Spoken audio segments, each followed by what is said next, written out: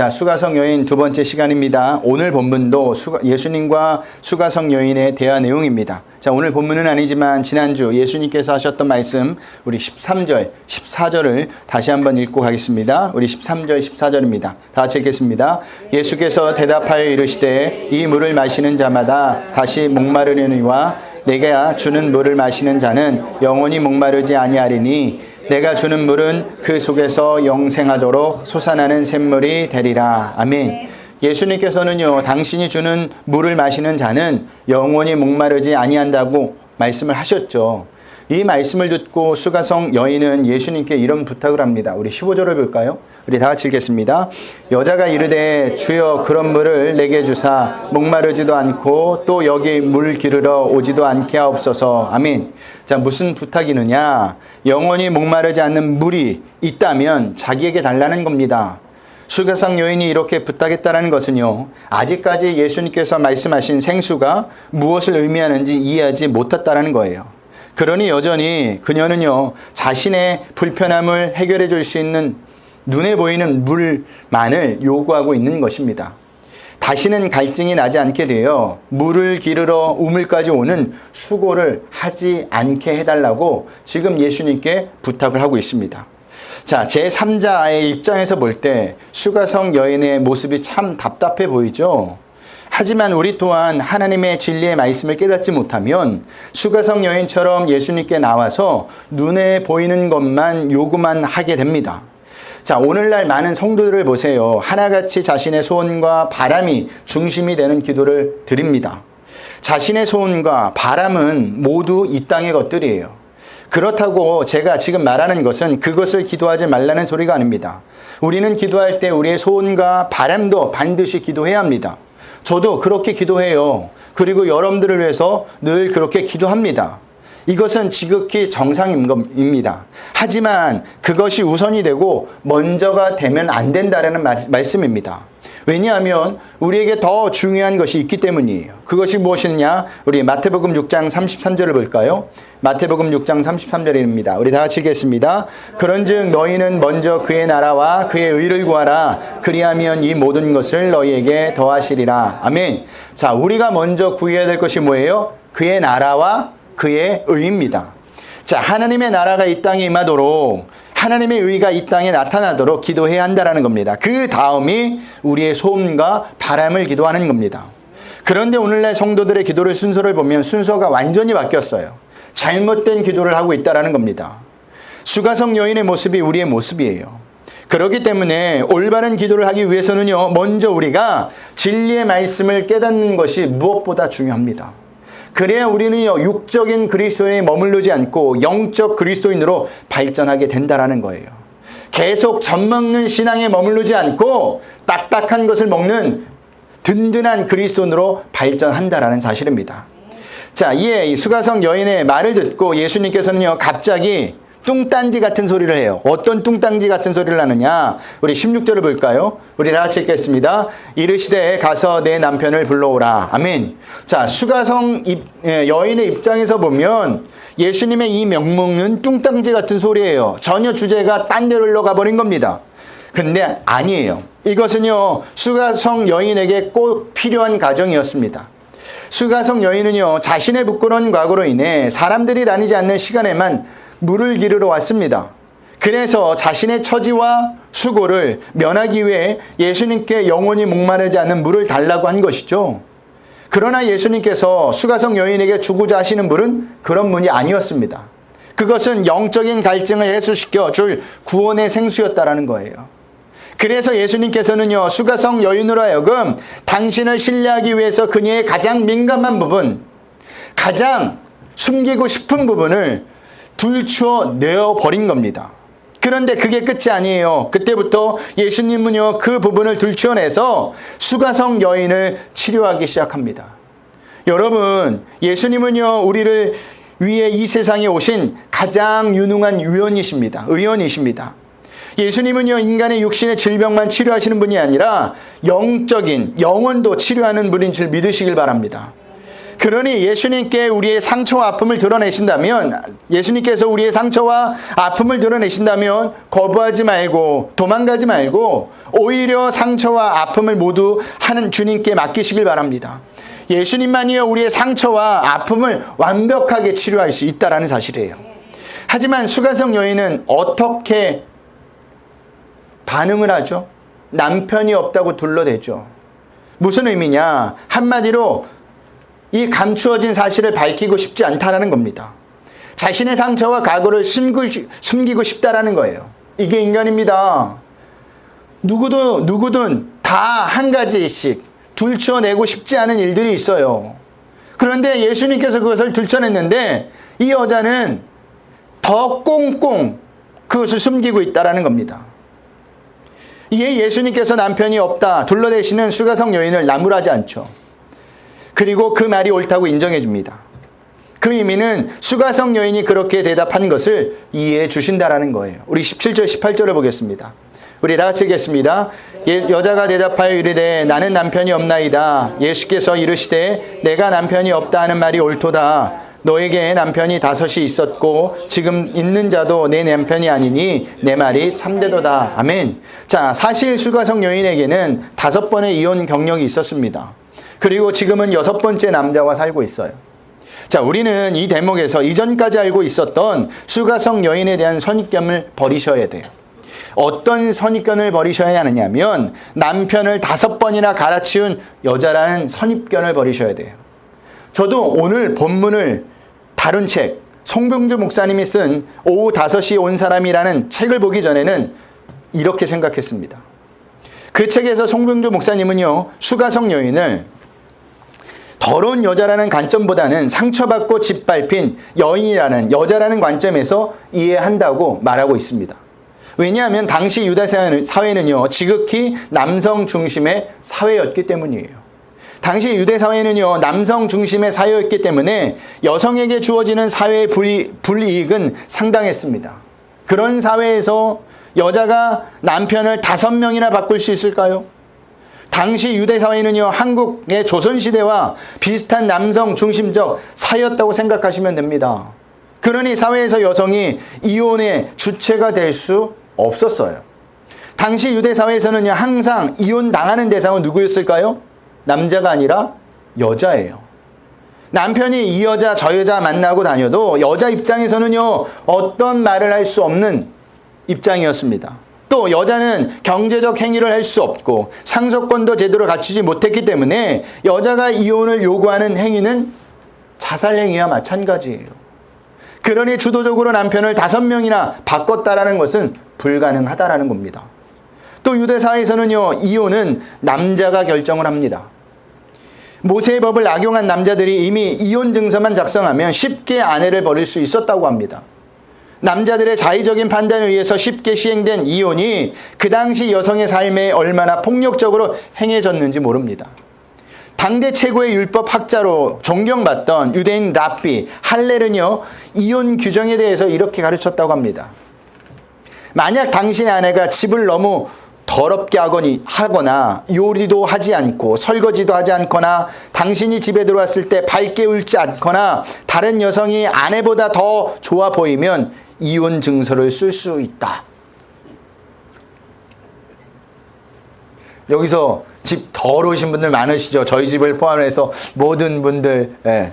그리고 요리도 않고 설거지도 않고 집에 왔을 때 남편 보면 화내는 내는 분들, 뭐예요? 이혼 사유가 된다라는 거예요. 너무 충격적이지 않습니까?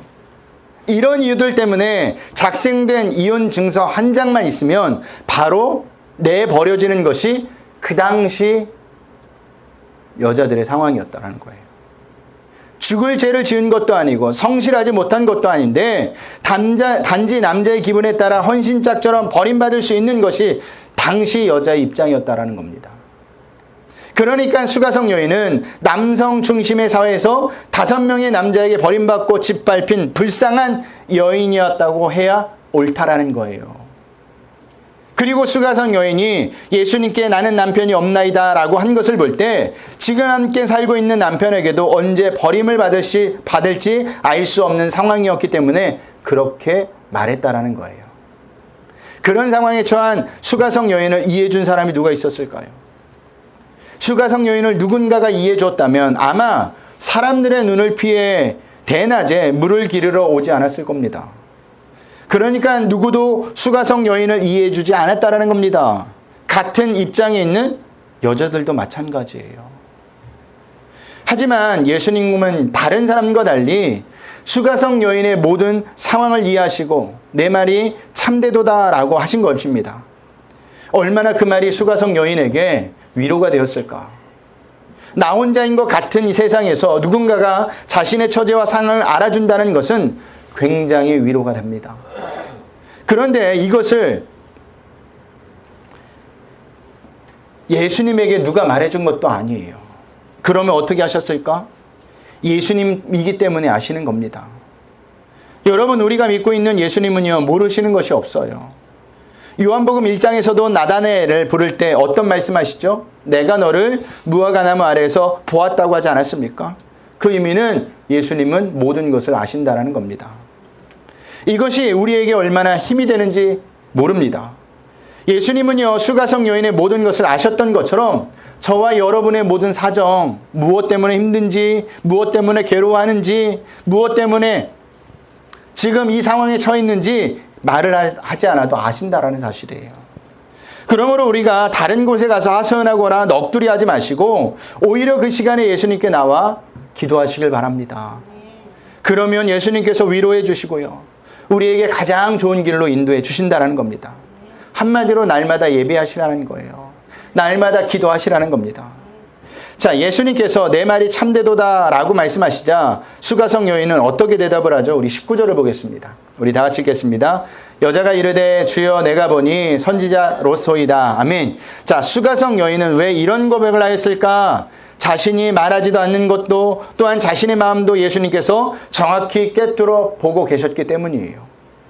수가성 여인에게 영적인 눈이 뜨인 순간입니다. 여기 보니라는 헬라어 데오르는요, 한 번 보아서 아는 것을 말하는 것이 아니라 계속적으로 면밀하게 관찰한 결과에 깨달은 것을 말하는 단어입니다. 그러니까 수가성 여인이 예수님을 계속적으로 면밀하게 관찰했다라는 거예요. 대화를 하면서. 여러분, 우리가 어떻게 하면 예수님을 잘 알 수 있을까요? 어떻게 하면 예수님을 깊이 알 수 있을까요? 예수님을 계속적으로 면밀하게 관찰하시면 됩니다. 쉬운 말로 이야기하면 자주 예수님을 보게 되면 돼요.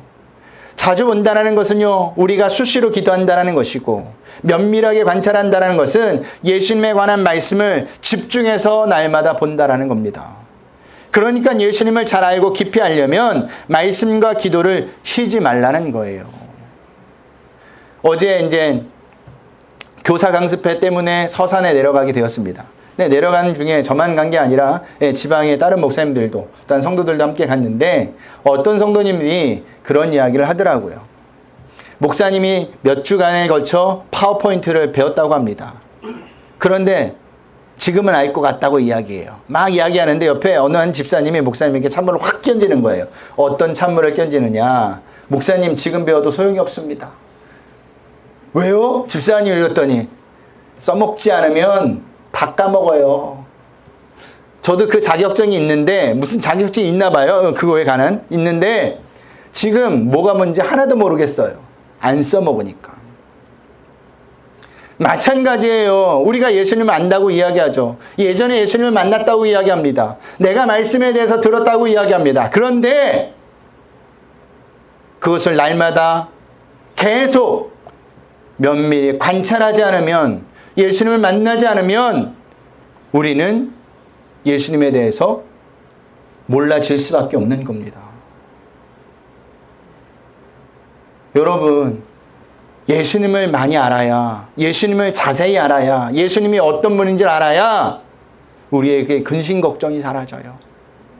우리에게 날마다 기쁨이 넘쳐납니다. 그리고 우리 인생의 길에 답이 보이게 시작한다라는 사실이에요. 그러니 여러분, 날마다 예수님을 면밀히 관찰하세요. 날마다 말씀 통해서 예수님이 어떤 분인지 발견하시길 바랍니다.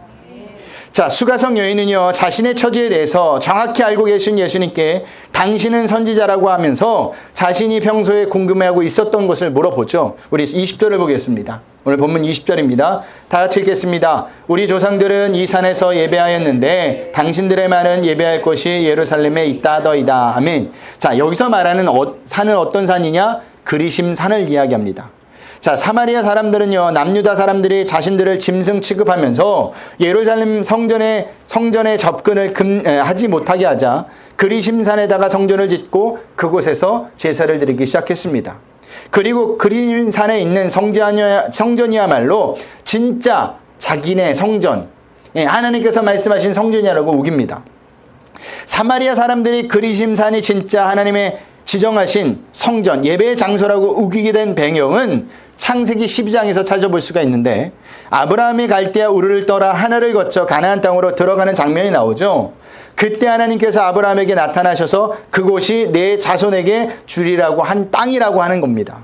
그래서 아브라함은 그곳에다 뭐를 쌓아요? 제단을 쌓습니다. 그리고 야곱도 또한 세겜에다 뭘 쌓아요? 제단을 쌓습니다.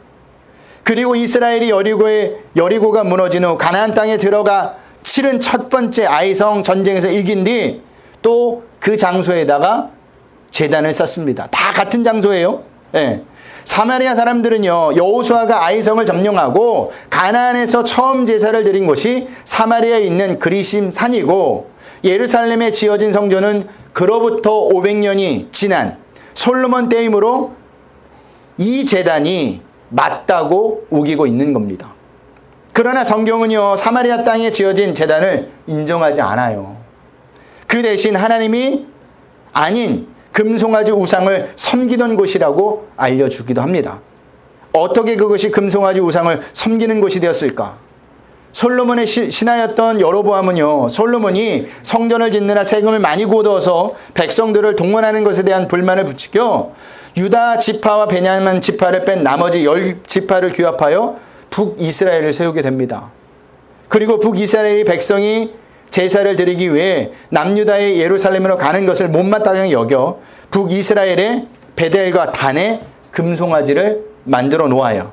그리고 거기서 제사를 지내게 하죠. 그리고 금송아지를 가리켜 뭐라고 이야기하느냐? 이는 너희를 애굽 땅에서 인도하여 올린 신이라고 합니다. 자, 어디서 많이 듣던 소리죠? 어디서 많이 들었어요? 광야에서 이스라엘 백성이 아론이 금송아지를 만들어 놓고 한 말이기도 합니다. 그러니까 사마리아 사람들이 하나님을 예배하던 그리심산의 제단은 신의 산의 금송아지와 베델과 단의 금송아지와 같은 것이었다라는 거예요. 그리심산은요, 하나님을 예배하는 장소로 적합하지 않았다라는 겁니다. 그렇다면 예수님께서 수가성 여인에게 그리심산은 틀리고 예루살렘에 있는 시온산이 맞다고 대답해 주셔야 하는데, 오늘 본문을 보면 그렇게도 말씀해 주시지 않아요. 우리 21절을 볼까요? 우리 21절을 봅니다. 우리 다 같이 읽겠습니다.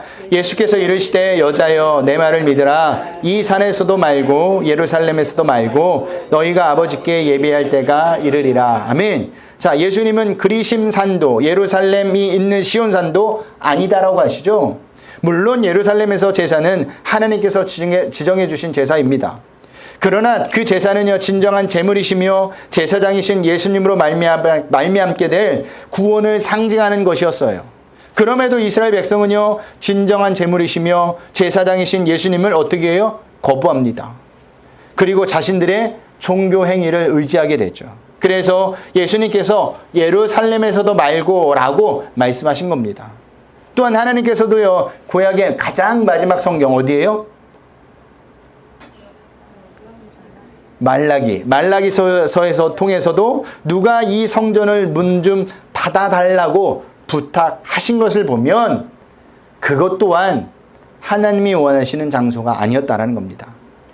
그러니까 그 의미는 이스라엘 백성이 여지껏 드렸던 예배가 하나님이 원하시는 예배를 드리지 않았다는 의미예요. 그러면서 예수님은요, 하나님이 원하시는 참된 예배가 무엇인지를 가르쳐주고 있어요. 참된 예배는 장소가 중요한 것이 아니라는 거예요. 그렇다면 뭐가 중요한 것이냐? 우리 23절, 24절을 보겠습니다. 우리 다 같이 읽겠습니다. 아버지께 참되게 예배하는 자들은 영과 진리로 예배할 때가 오나니 곧 이때라. 아버지께서는 자기에게 이렇게 예배하는 자들을 찾으시느니라. 하나님은 영이시니 예배하는 자가 영과 진리로 예배할지니라. 아멘. 자, 영과 진리로 예배 드리는 예배가 중요한 것이고 그것이 참된 예배라는 거예요. 자, 여기 나오는 영은 헬라어로 우리가 너무도 잘 아는 거죠. 푸뉴마. 뭐예요? 성령을 뜻하는 것이고요. 진리는 헬라어로 알레테아인데 실체, 본질을 뜻하는 의미입니다. 자, 우리는 여기서 잠깐 구약의 제사의 모습을 생각해 봐야 합니다. 자, 구약의 제사에 보면요. 제사장은요. 점도 없고 흠도 없는 제물을 제단 앞에 세웁니다. 그리고 속죄를 원하는 죄인의 머리와 그 제물의 몸에 양손을 얹고 그 죄인의 죄를 그 제물에게 전가시키는 의식을 행하게 됩니다. 그리고 어떻게 되느냐? 그 의식이 끝나면 누구를 죽일까요? 무엇을 죽일까요? 제물을 죽이는 거예요. 제물을. 그렇게 되면 비로소 죄인의 죄가 속하게 되는 겁니다.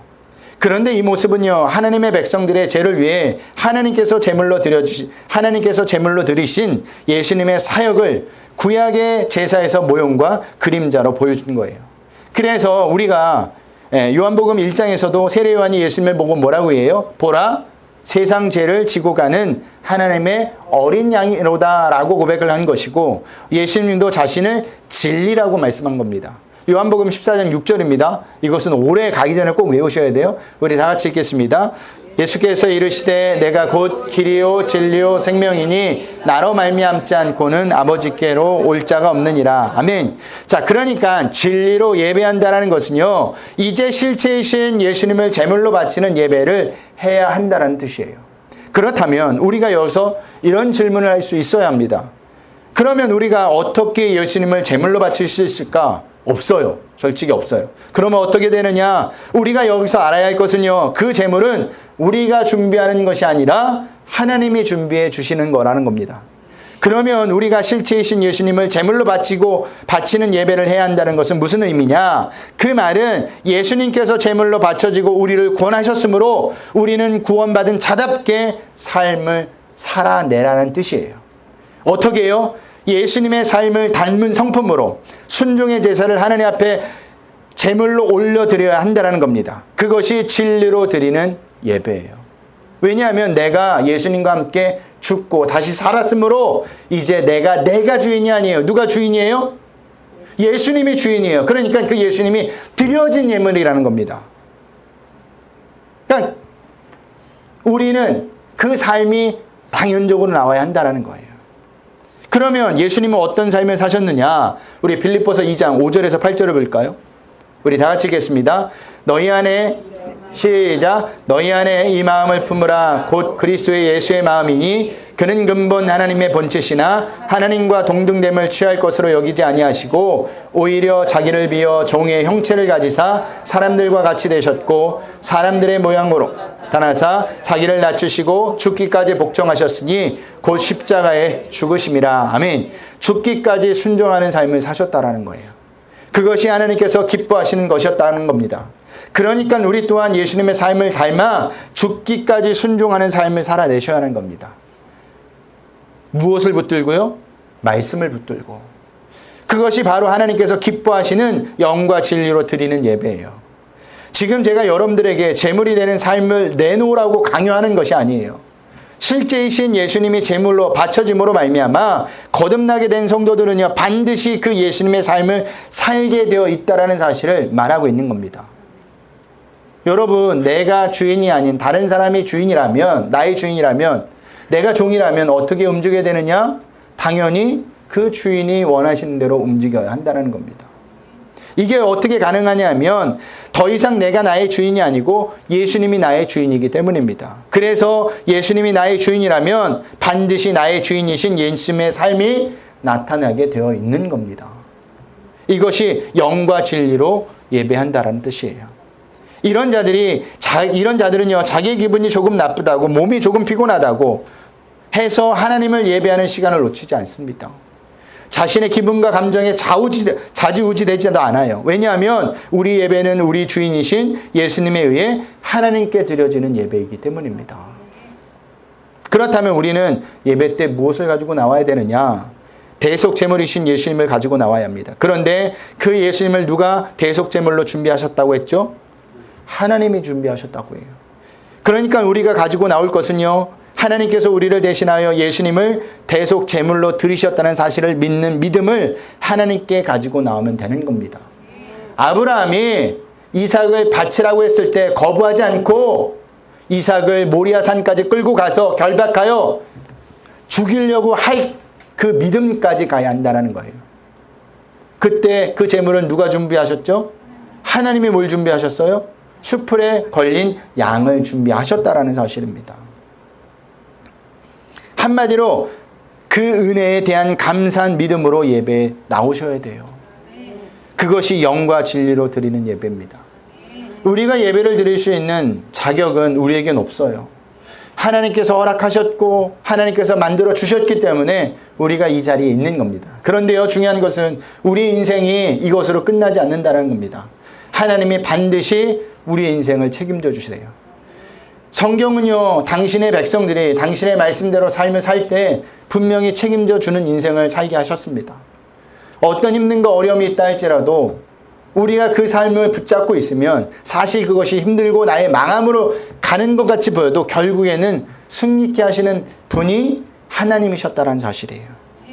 그러니 우리는 날마다 예배를 올 때마다 내가 죄인이라는 것을 인정하고 하나님의 은혜로 내가 살고 있다는 감사한 마음을 가지고 나오셔야 합니다.